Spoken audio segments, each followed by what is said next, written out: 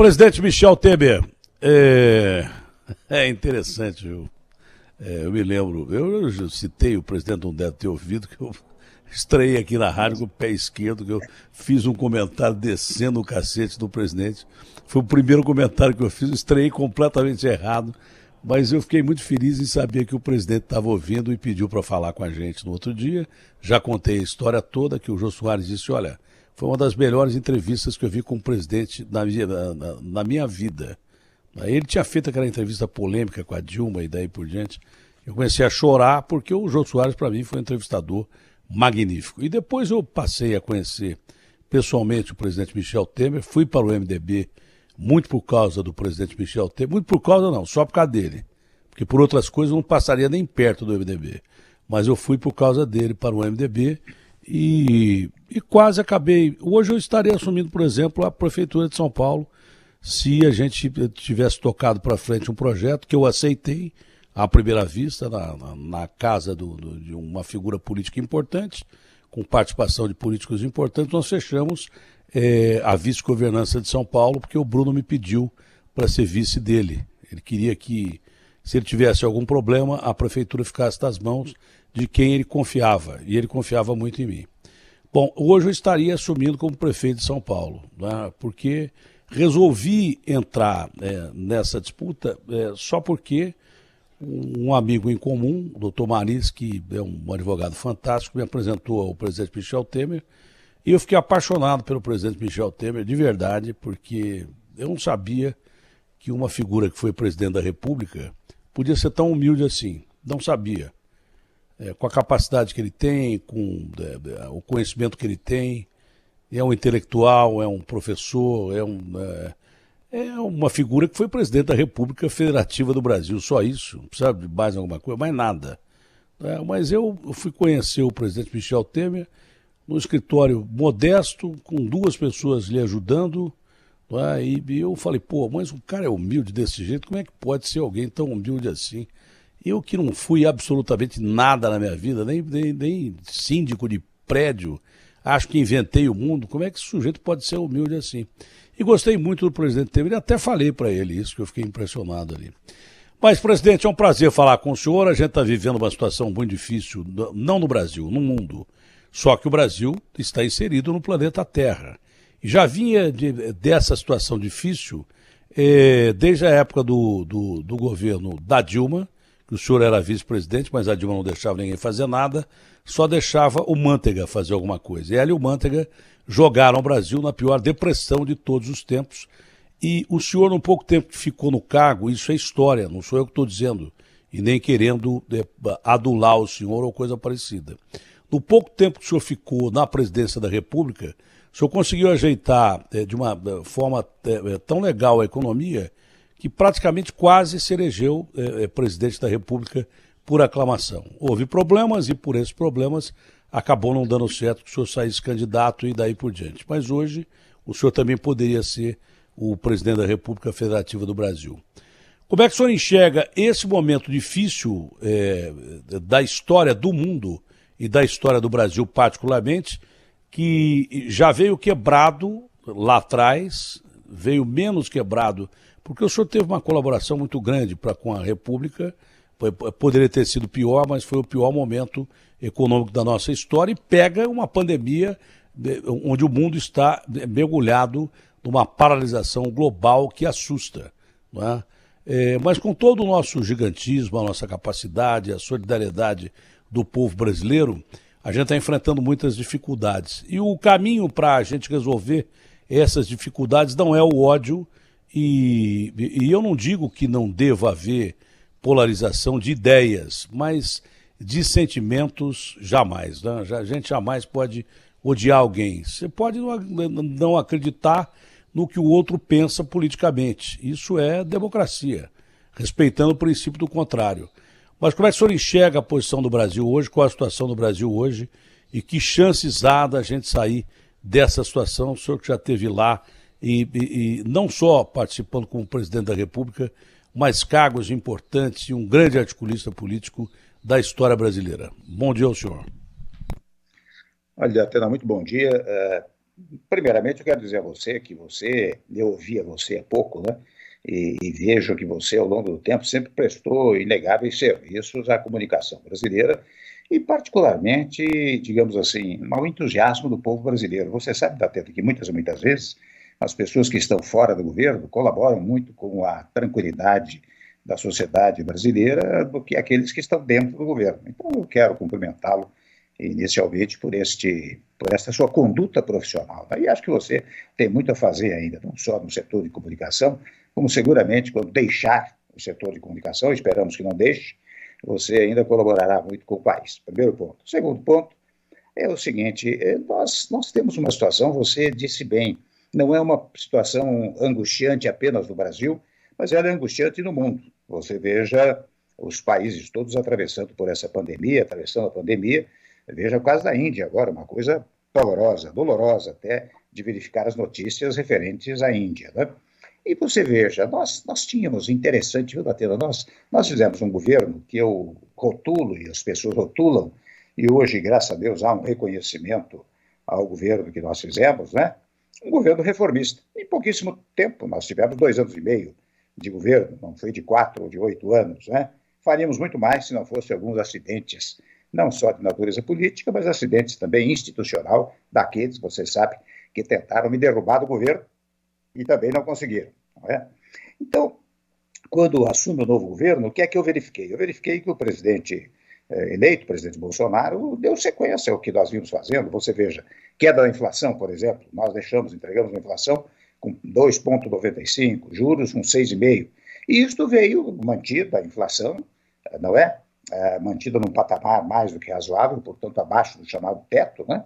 E, de igual maneira, os juros vieram caindo, continuaram caindo. Portanto, seguindo aquilo que nós fizemos no nosso governo. Agora, eu reconheço que o surgimento da pandemia zerou tudo. Né? Daí deu um problema seríssimo. Penso que nós já conversamos até sobre isso, mas você veja, hoje há dois valores em jogo, né? O valor vida e o valor economia. Eles não devem brigar entre si, como muitas vezes as pessoas tentam antagonizá-los. Né? Eu acho que as pessoas devem compreendê-los. Então, qual é o valor prevalecente nesse momento? Digo eu, é o valor vida. Você vê, estamos chegando, já passamos dos 400 mil óbitos no país, o que é lamentável, né? Lamentável. E, ao mesmo tempo, a economia patinando um pouco. Mas muito bem, eu digo sempre, a vida vai embora e não volta. A economia se recupera. Eu dou sempre o exemplo, Batena, quando nós assumimos o governo, em maio de 16, o produto interno bruto era negativo, quase 4% negativo. Né? Um ano e 6 meses depois, já com o nosso governo, o PIB era positivo em 1,3%. Né? Então, é preciso compatibilizar o combate à pandemia para preservar vidas e tentar recuperar pouco a pouco a economia. Por isso que eu digo que 2021 é um ano que se deve tratar como 2021 e não tratá-lo como se fosse 2022, como muita gente vem fazendo. Tem gente antecipando a corrida à presidência e aos cargos todos em disputa e dizendo que não é hora para fazer isso, mas todo mundo está fazendo. Infelizmente, essa é a situação. O senhor vê a CPI da pandemia como mais um movimento disso? É político, mais político do que qualquer outra coisa ou não, presidente? Olha, Datena, eu não quero desvalorizar a CPI, porque afinal é um instrumento legislativo que visa investigar. E veja que eu enfatizo a palavra investigar, porque na verdade só faz investigação.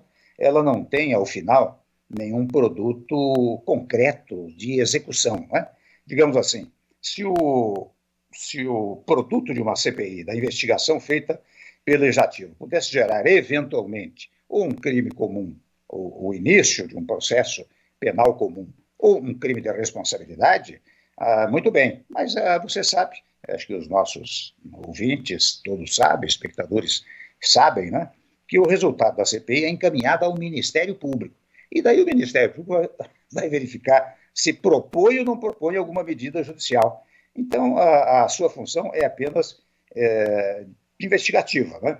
Eu não sei se, neste momento, é útil ou não é útil, né? Porque você veja, cria um clima de certa instabilidade. Né? Eu acho que eu estou sendo repetitivo, às vezes eu me canso de repetir, né? Eu acho que o momento seria um momento de unidade nacional, né?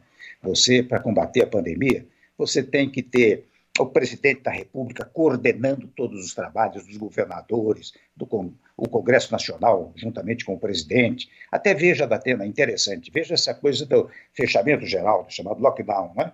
Se isto resultasse de uma reunião do presidente com os governadores e com os presidentes dos poderes da União, o povo diria, bom, há uma unidade de pensamento.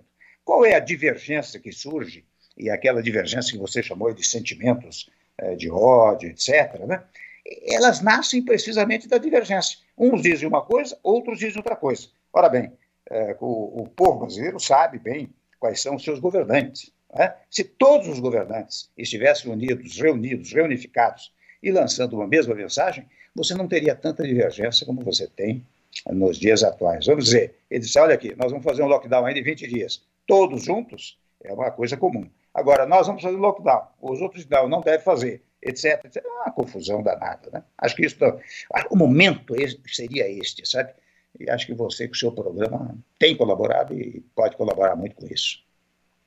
Não é momento, mas existe risco já que a investigação está aberta. O senhor passou por isso, de um lado ou de outro, conhece bem essas questões, não é? O Brasil manteve as suas instituições fortes, tanto que empichou 2 presidentes e colocou 2 ex-presidentes na cadeia durante algum tempo. Então as instituições funcionaram, a democracia acabou funcionando, de uma forma ou de outra, acabou funcionando. Há risco para o presidente da República sofrer um processo de impeachment? O senhor acha que não é questão de clima, é questão de investigação, que não há fundamento para isso? Eu acho o seguinte, não há clima.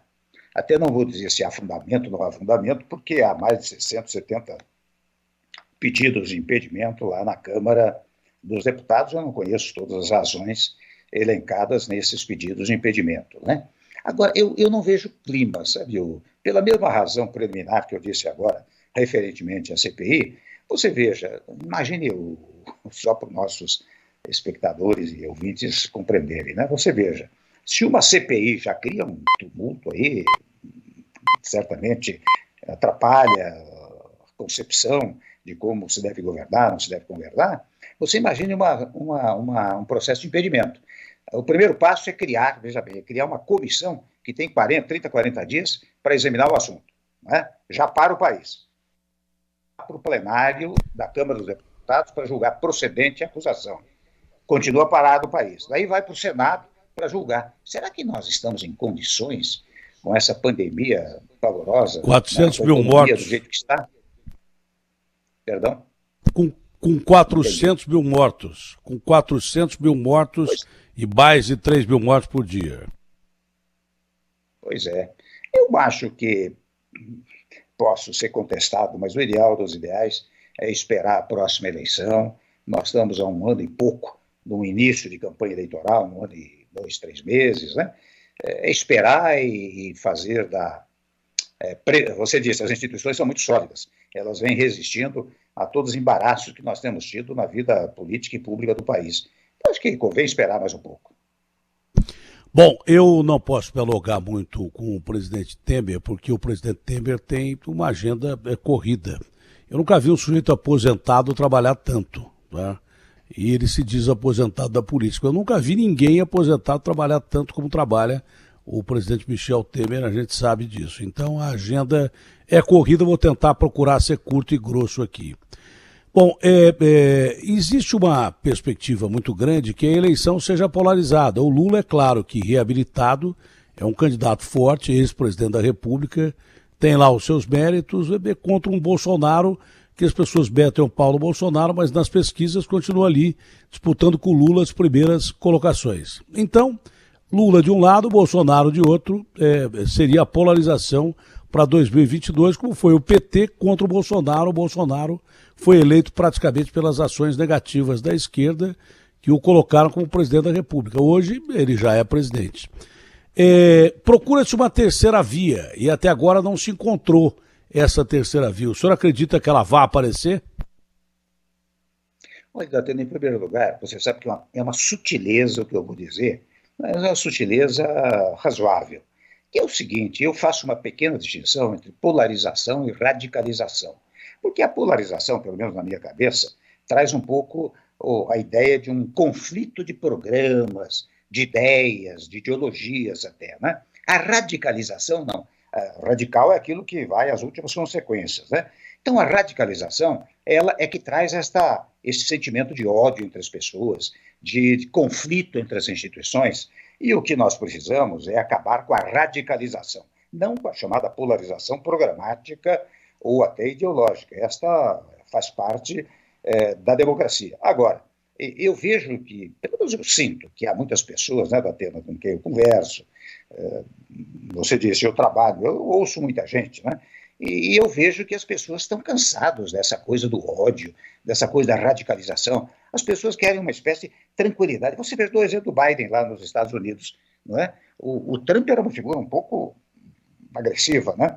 E o Biden veio com uma mensagem de paz. E veja já nesses 100 dias de governo o que ele já produziu em nível internacional. Eu acho que os brasileiros estão um pouco achando que deve-se diminuir essa radicalização. Eu tenho esta convicção. E daí porque, concluo, né, eu acho que não é improvável que apareça alguém que pregue a paz no país. Né? Acho que é isso que eu penso. Serão perguntas curtas daqui para frente, não é? A gente pensa no presidente Jair Bolsonaro. O presidente Jair Bolsonaro é um sujeito complicado. É difícil alguém botar alguma ideia na cabeça dele. Não é? O senhor é um dos poucos que faz isso. Tanto que ele usou, inclusive, o senhor para uma intermediação internacional. O senhor participou daquela missão de paz e de ajuda no Líbano, não é? E ele tem ouvido muito os seus conselhos e seguido muito projetos que o senhor deixou. Não é? Dizem que o presidente Jair Bolsonaro, pela posição dele, prega praticamente apenas pelas ideias que ele tem, um Brasil isolado. Né? O Brasil está, em relação à comunidade internacional, enfrentando sérios problemas diplomáticos. Eu disse até outro dia que tudo que o Brasil não precisa, num momento como esse, é que um muro invisível seja erguido pela comunidade internacional em torno do Brasil. O Brasil não pode ficar isolado num mundo onde se divide coisas boas, mas você precisa de ajuda para enfrentar coisas ruins. Se a gente ficar isolado do mundo nesse momento, vai ser muito ruim. Seria para qualquer país, mas principalmente para um país que tem tanta perspectiva de agronegócio, de commodities. O Brasil é, com certeza, o país que mais chance tem de chegar entre os maiores países do mundo no G8, pela capacidade que tem em todos os sentidos. Amazônia Azul, Amazônia, produção de alimentos, a gente pode se igualar aos americanos. Havia uma perspectiva de fazer isso até em 2040, de passar todo mundo.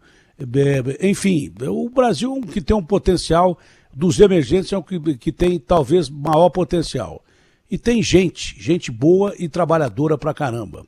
Há risco do Brasil se isolar de uma forma internacional por causa das atitudes e ideias do presidente Jair Bolsonaro, ou o senhor vê menos risco hoje do que ontem, por exemplo? Eu acho absolutamente impossível esse isolacionismo, sabe, Datena, porque a ideia do isolacionismo ou do multilateralismo, ela leva em conta sempre as relações comerciais entre os países. Então você imagina o Brasil brigar com a China, por exemplo, né, que é nosso maior parceiro comercial, ou de outro lado, brigar com os Estados Unidos, que é o segundo parceiro comercial, ou indispor-se definitivamente com a Argentina, com quem nós temos até um superávit muito significativo, ou mesmo até com a Venezuela. Você sabe que nós criticamos sempre ao longo do meu governo o regime político que se adotava na Venezuela, mas não hostilizávamos o povo nem o Estado venezuelano, porque nós temos relações comerciais com a Venezuela. Então é preciso fazer muito bem essa distinção. Então eu acho, e até confesso a você, eu conheço bem o novo ministro de Relações Exteriores, o Carlos França, porque ele foi comigo, trabalhou os 2 anos e meio ao meu lado, como subchefe do cerimonial, não é? Ao lado do Pompeu. E ele é uma figura muito moderada. Eu acho que ele, e ainda há poucos dias, devo registrar, o embaixador da China, com quem eu conversava, fez os maiores elogios ao caso França. Ele está fazendo uma reaproximação com o chanceler da China, né?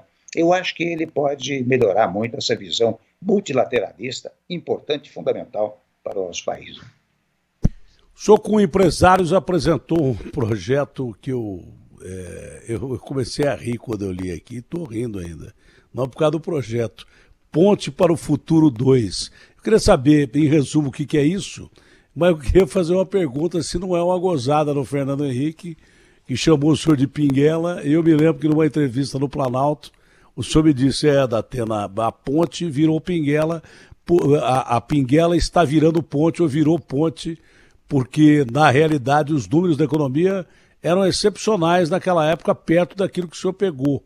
Isso aqui não foi uma brincadeira que o senhor fez com o Fernando Henrique, não é um projeto, que é um projeto sério. Mas o nome do projeto, Ponte para o Futuro 2, o senhor nem pensou nisso. Dois comentários, né, Datena. Um primeiro é que o presidente Fernando Henrique, quando disse isso, disse que o momento era difícil. Ele, na verdade, quis dizer, o Temer vai ter uma dificuldade. Sem embargo de aplicar a Ponte para o Futuro, ela pode se transformar numa pinguela. E eu me recordei até de uma coisa, viu, Datena? Eu sou do interior, de uma cidade pequena, e perto de cá tinha uma pinguela. E eu atravessava as pinguelas, menino, e nunca caí da pinguela. Então, eu disse, o presidente Fernando Henrique quis me alertar apenas para isso, né? Dizer, olha, Temer, tome cuidado, mas a intenção até foi boa. Primeiro ponto. Segundo ponto é que eu apliquei lá a Ponte para o Futuro, não é? Apontei os programas da Ponte para o Futuro. E agora, quando a Fundação Ulisses Guimarães, presidida hoje pelo deputado Alceu Moreira, com o Moreira Franco lá no Conselho, nós estamos pensando numa ponte para o futuro, que é uma sequência de tudo aquilo que aconteceu, como uma colaboração ao país. Não se trata de um documento eleitoral, mas trata-se, isso sim, de uma colaboração para o país, que eu acho que a Fundação Ulisses Guimarães poderia dar mais uma vez. Já deu antes e durante o meu governo e dará agora. Serão duas últimas perguntas para encerrar mesmo. Eu só queria lembrar que a gente ainda continua atravessando Pinguela todo dia. Eu também sou do interior e atravessei Pinguela muito na minha vida, mas pelo jeito, presidente, porque Pinguela é uma coisa para você chegar do outro lado, geralmente tem um tronco, uma ponte insegura e tal. Dá para você chegar do outro lado, mas ela é insegura pra caramba. Então, eu acho que a gente continua atravessando Pinguela todo dia, em todos os sentidos. Agora, presidente, o MDB assume oficialmente por 30 dias, e tomara que o Bruno melhore e volte, mas assume durante 30 dias com o... Eu não vou falar o nome desse cara porque eu não gosto dele, mas assume a Prefeitura de São Paulo. Isso era impensável, porque o partido estava esfacelado aqui em São Paulo, que demonstra que o partido ganhou musculatura também em São Paulo e ganha musculatura, porque é a maior bancada que tem no Senado. O senhor deve estar recebendo aí convites para falar com Lula, com o Bolsonaro. O MDB continua sendo um partido muito forte no Brasil inteiro, não é isso? Primeiro eu faço votos que o nosso Bruno Covas se recupere, né? Hoje, graças a Deus, com a evolução tecnológica da medicina, né? Mesmo esses dramas mais sérios pelos quais está passando o Bruno Covas, eles são superáveis. Eu falo, digo isso, torço publicamente e oro, rezo para que ele se recupere. Primeiro ponto. Segundo ponto, o Ricardo Nunes está assumindo aquilo transitoriamente, e toda vez que você assume transitoriamente, você toma todas as cautelas. Ele é uma pessoa que tem cuidado, é cauteloso, e certo e seguramente vai tomar cautela e dar prosseguimento ao que o Bruno Covas vinha fazendo, né? Não é porque eu não gosto do cara que eu não desejo sorte a ele, eu desejo sorte a ele, mas eu desejo que o Bruno volte o mais rápido possível, porque eu tenho diferenças políticas também com o Bruno, sou obrigado a criticá-lo algumas vezes, mas eu acho um ser humano completo. A luta com que ele, a forma com que ele está enfrentando a doença é uma coisa assim memorável. Inclusive eu cito sempre o caso, já vou encerrar, que ele me ajudou quando eu fiz a minha primeira cirurgia de coração, coloquei 5 stents, ele estava no quarto em frente, me ajudou muito. Então ele é um guerreiro e que Deus lhe ajude nesse momento. Foi divulgada pela Paraná Pesquisa, a pesquisa presidente da República sem o Lula até agora, mas sem o Lula, O Bolsonaro tem 32,7%, o Haddad 14,5%, Ciro 8,3%, Luciano Huck 7,6%, Sérgio Moro 7,3%, João Dória 7,1%, João Amoedo 4,3% e Rodrigo Pacheco 0,8%. Presidente Michel Temer, há muita gente que defenda dentro e fora do partido o senhor como candidato a presidente da República. Se assim for decidido pelo seu partido e por muitos da nação brasileira, o senhor aceitaria a disputa de presidência da República ou não? Olha, Datena, você sabe que esta lembrança, realmente você tem razão, eu até me impressiono com as lembranças e até diria com as convocações para que eu pudesse me apresentar como candidato, mas eu recebo isso como um reconhecimento ao meu governo. Eu até imaginava que o reconhecimento ao meu governo, né, e as coisas que fizemos viria muito mais tarde, mas veio com uma velocidade, eu diria que veio a galope, né, uma velocidade extraordinária. Então, quando eu vejo as pessoas falando, o Temer poderia ser candidato, o candidato do centro, equilíbrio, porque também, ao lado do equilíbrio, da moderação, da serenidade, também tem experiência, quer dizer, já tem o que falar para o país. Mas eu recebo isso, Datena, como um reconhecimento ao meu governo, o que para mim já é inteiramente satisfatório. Primeiro ponto. Segundo ponto, quando você diz aí, viu, que você faz muitas críticas às pessoas, você faz críticas produtivas. Tanto que as pessoas que ouvem dizem, poxa, o Datena tem razão, você colabora. O senhor não respondeu ainda a minha pergunta, o senhor aceitaria ou não, presidente? Meu caro, eu só falarei isso em 2022, mas eu jamais, não passa pela minha cabeça. Confesso a você que não passa isso pela minha cabeça, Olha, sem embargo, a insistência de alguns, né? Eu vou dizer uma coisa ao senhor. O Fernando Mitre, que é o maior jornalista do Brasil, disse que uma vez fez uma reportagem com o Jânio Quadros e perguntou para o Jânio Quadros, que era um político brilhante, né? Perguntou para o Jânio Quadros, o senhor vai ser candidato? Ele dizia, porque ele era vizinho do Mitre, né? Ele dizia assim, vizinho, jamais serei candidato. Aí o Mitre foi lá e botou, acho que no Jornal da Tarde, Jânio é candidato. Aí o Jânio ficou pé da vida e falou assim, olha, em política você tem que aprender a ler o que a pessoa diz. Quando diz que não vai ser, que vai ser. Mas o senhor prefere aguardar 2022, eu respeito totalmente a sua posição. Foi um prazer enorme conversar com o senhor, presidente Michel Temer. Tenha um bom dia. Muito obrigado igualmente, um grande abraço a você e a todos. Grato. Obrigado, presidente Michel Temer.